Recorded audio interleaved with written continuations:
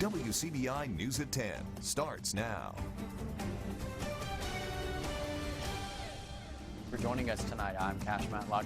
A man in a car shoots into a crowd, and some people in the crowd actually shoot back at him. Now, Tupelo police are investigating the incident that took place around 2 a.m. this morning. Witnesses say a man in a red Ford Explorer fired into a crowd of people at Club Heat on Center Street.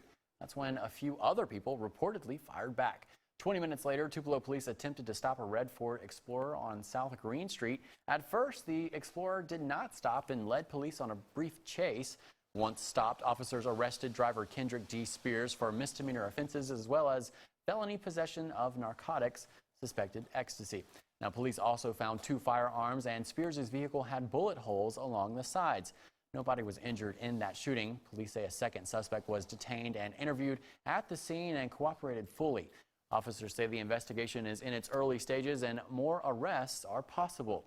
Additional information will be released when available. Well, this past Friday, 58-year-old Cosetta Johnson was struck by an SUV going south on Highway 45, and she didn't survive. Aberdeen Mayor Maurice Howard says Dana Keith Brewer was arrested in connection with the accident, and today friends and family of Johnson gathered near the spot where she was killed. Aberdeen native James Ivory says he knew Johnson personally, and everybody in the community has been impacted. Anytime you get a gathering, people is going to be concerned about what's going on, and then our little town here, everybody know each other. And then with the accident that happened Friday night, and so everybody's trying to see what took place, what can be done, what kind of justice is going to be justified with the accident, what procedures is going to be taken in this matter. So everybody being concerned about this is concerned neighborhood. The Aberdeen Police Department is investigating the accident and were assisted at the scene by Monroe County deputies.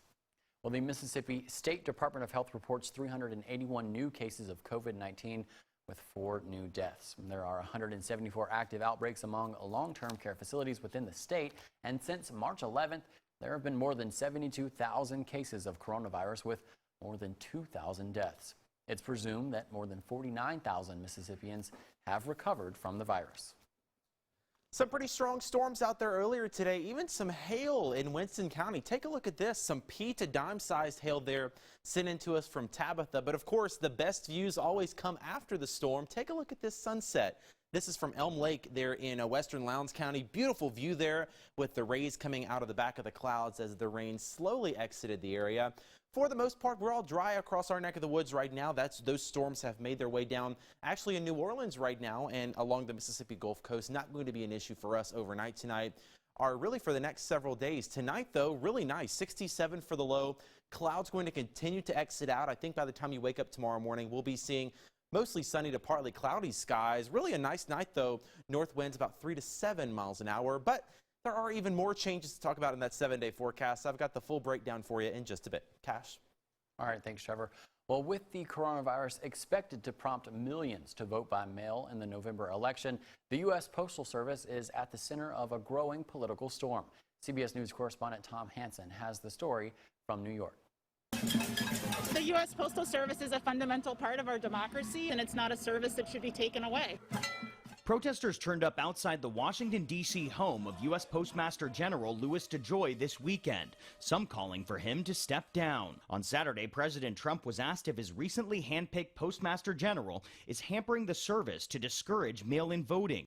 No, not at all. The steps that he's taken are trying to stop the tremendous losses that have taken place for many, many years. He's trying to streamline the post office and make it great again, okay? DeJoy has said he overhauled the post office to fix its dire financial situation, but its internal watchdog is investigating. Democrats accuse the Trump campaign donor of working with the president to undermine mail-in voting with moves like eliminating overtime. The problem with the mail-in voting, number one, you're never going to know when the election's over. President Trump insists mail-in ballots are vulnerable to fraud, which research has shown to be rare. CBS News has learned the Postal Service sent letters to all 50 states and the District of Columbia Columbia, warning their deadlines for accepting mail-in ballots may result in thousands not being counted. This is more about states trying to recreate how they get their ballots, and they're trying to do it on a compressed timeline that just won't work. Democrats want DeJoy and the chairman of the Postal Service Board of Governors to testify on Capitol Hill. And if Mr. DeJoy refuses to appear, he should be stamped return to sender. As Election Day draws closer, CBS News has confirmed House Speaker Nancy Pelosi and other Democratic leaders are considering an early return from August recess to address the Postal Service crisis. Tom Hansen, CBS News. In a statement today, the Postal Service told CBS News it would postpone removing mailboxes in low-density areas for 90 days, but timing was not clear. Just a few days ago, Governor Tate Reeves announced participants in K-12 extracurricular activities can have 2 people attend the events. But the exact impact COVID-19 will have on recreation leagues is still up in the air. Soccer registration is still open here in Columbus, and organizers hope it won't be canceled. Our Savannah Gato has the story. Columbus Parks and Recreation continues to sign up soccer players. The season could be kicking off soon, and parents are hoping COVID-19 doesn't give the season a red card, stopping it completely. Nobody knows anything about their concerns with a number of children that will be affected when school's starting, and then adding sports on top of that. It can be very scary. Columbus Parks and Recreation Director Greg Lewis says every precaution will be taken to protect the players and coaches, especially social distancing on the sideline. We would take whatever necessary measures that we could on the sideline, dealing with the parents. Celeste Gillis has already registered her daughter for the upcoming season, but knows the coronavirus could stop the season in its tracks. Children don't really social distance well at all, no matter what. So we can do all that we can to help them social distance and try, but I don't think it matters what we're doing, whether it's soccer or anything. I mean, it's going to be constantly reminding them and teaching them and modeling and showing them. It's not just a soccer thing. It's the existence of children and not knowing what personal space is. If the season isn't canceled, Lewis says they can have extra benches for players to sit and make sure only certain people are on the field. Even though we know that we're dealing with things that are uncertain as each day goes by, but we still want to offer them that registration process in case something should change. However, if a season is not allowed, of course, we would just gladly give them a refund of their money. Reporting in Columbus, Savannah Gato, WCBI News. Lewis says registration will continue until next Saturday. After the break, a weather phenomenon you don't want to miss. We've got this week's Weather Wise next. Don't go anywhere. Watching WCBI News at 10 p.m. with Cash Matlock. Welcome back, everyone. Today on Mom to Mom, we've got an idea that'll keep the kids entertained and keep them from getting hungry. Take a look. Moms, do your little ones love to play in sand? Today on Mom to Mom, we have a genius substitute for that play sand.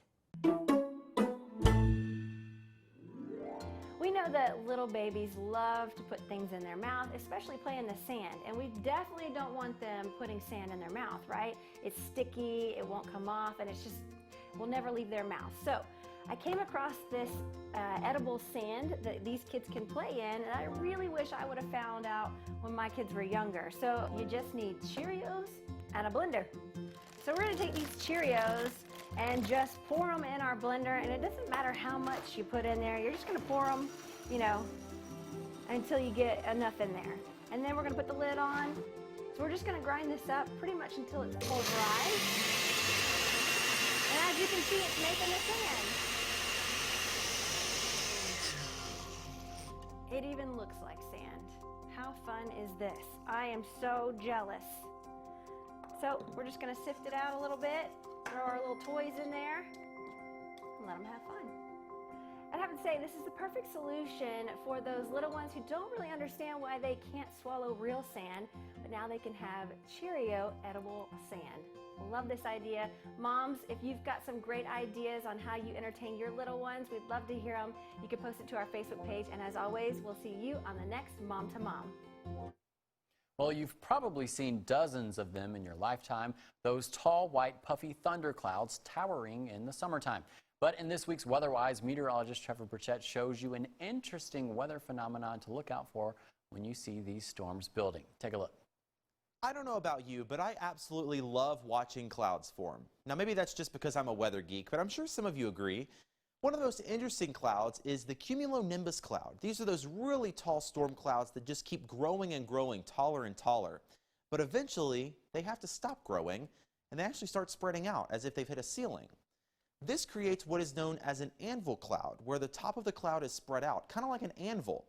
Now, of course, the cloud didn't actually hit a physical ceiling, but there is a point in the atmosphere where the storm can't get any taller. Did you know there are actually several parts of the atmosphere? The bottom layer is known as the troposphere and continues for about 7 miles above the ground. In this layer, the air is warmest at the surface and gets colder as you go up. That is until you hit the top of the troposphere layer, known as the tropopause. This is where the next layer, the stratosphere, begins. In the stratosphere, the situation reverses and the temperatures actually get warmer as you go up. This is important because thunderstorms can only keep growing if the air is warm on the bottom and colder higher up. So when storms build all the way up to the tropopause, the air starts getting warmer with height and the storms can't build up anymore. So in theory, they've hit the ceiling and have to start spreading outward. So anytime you see something like this, you can tell your friends that the storm hit the tropopause and you'll sound really smart. Now, of course, there are exceptions to this. Very strong storms can penetrate this layer and continue to grow up taller and taller. And that's when we get what's referred to as an overshooting top right there above the anvil cloud. Pretty cool. Hey, if you've got a weather question, let me know so I can answer it for you.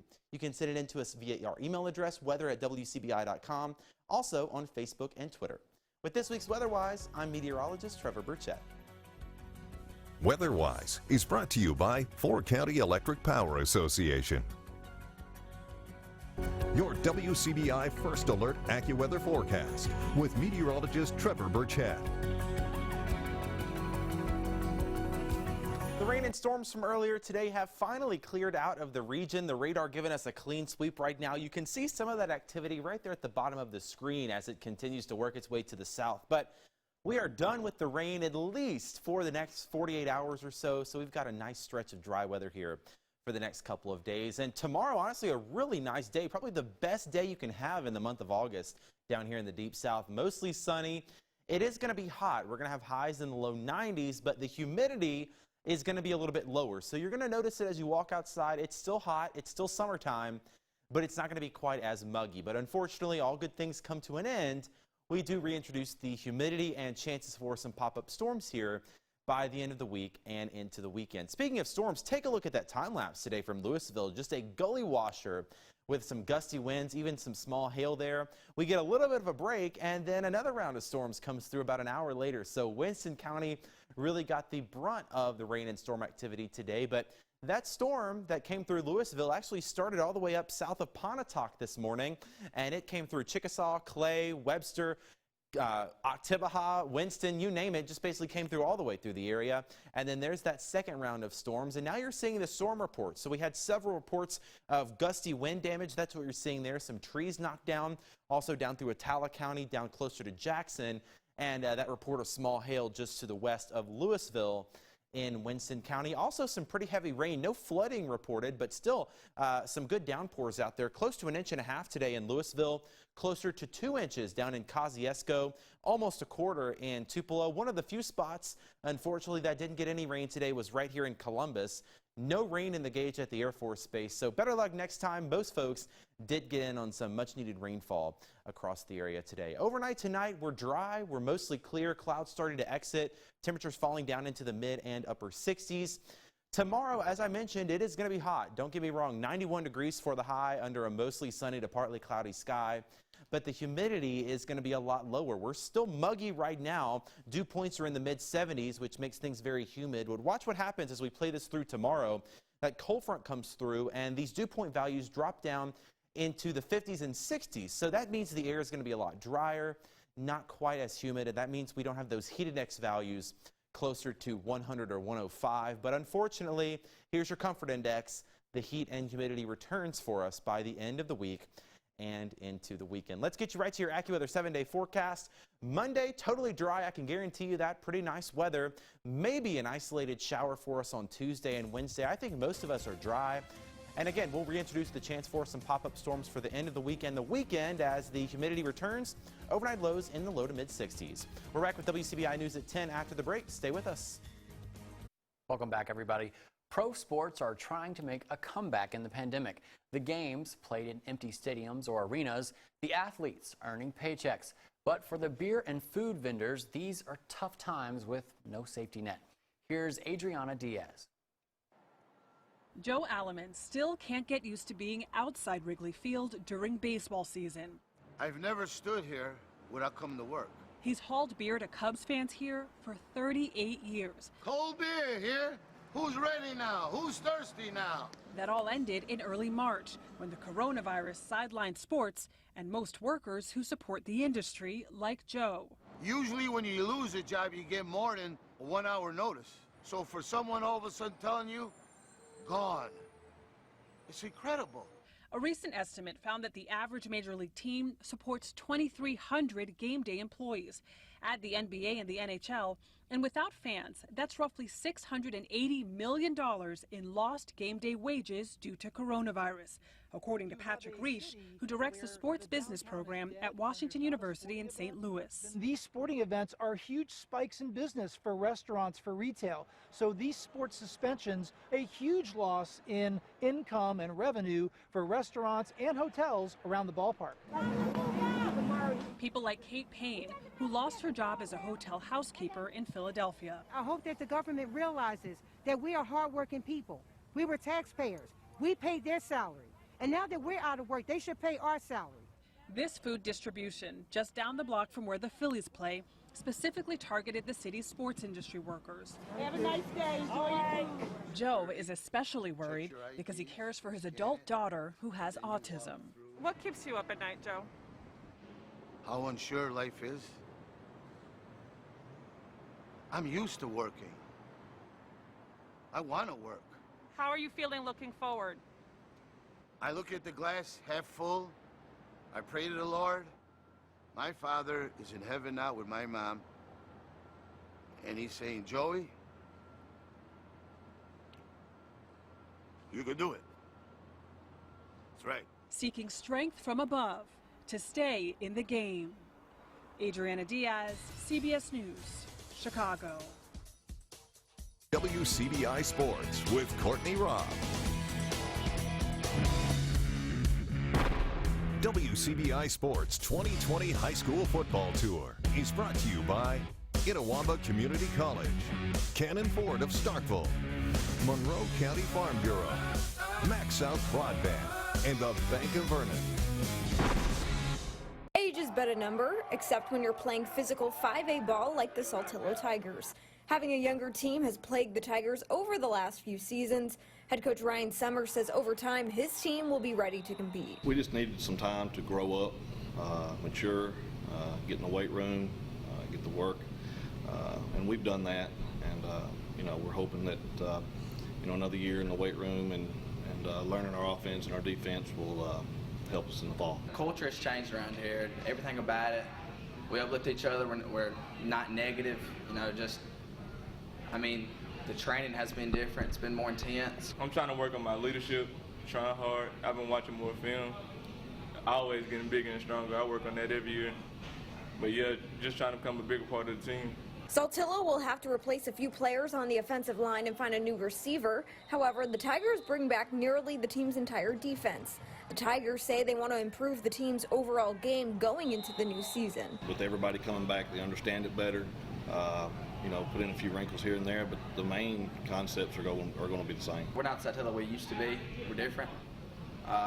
With a winner's mindset, we're changing every day just to focus on winning, don't focus on negative. Trying to keep others up whenever we're doing bad or even whenever we're doing good, trying to keep everybody humble, stay on 11 playing field, and just go out there and motivate my team to win. Saltillo is excited for the Tigers season to get underway against Itawamba AHS on September 4th. I'm really just ready to be out there with all my friends, with my family watching me, and just go out there and ball. We're just looking forward to play.